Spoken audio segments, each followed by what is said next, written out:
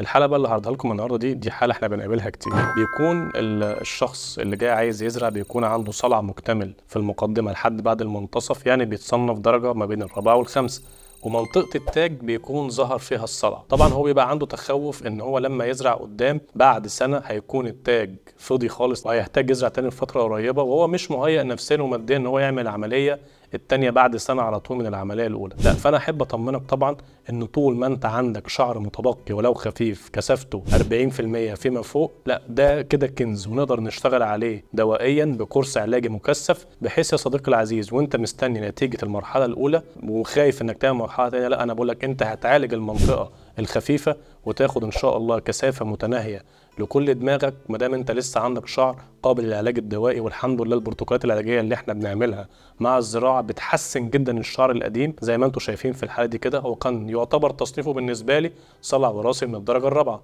ولكن منطقه التاج كانت خفيفه بشكل كبير جدا مع العلاج. الحمد لله دي النتيجه بعد سنه كامله، كثافه متناهيه في كل الراس. الحمد لله التاج استجاب جدا للبروتوكول العلاجي، والحمد لله نتيجه كويسه جدا. بسم الله ما شاء الله، حاجه جميله جدا. خط شعر طبيعي، كثافه المنطقه المزروعه عاليه جدا، وكثافه المنطقه الغير مزروعه هي كمان بقت كويسه، والشكل بقى متناسق. نقدر نحافظ على الكثافه دي بشكل كويس لفتره طويله ان شاء الله لحين استقرار الصلع، وقد لا نحتاج ان احنا نزرع مرحله تانية كمان ان شاء الله.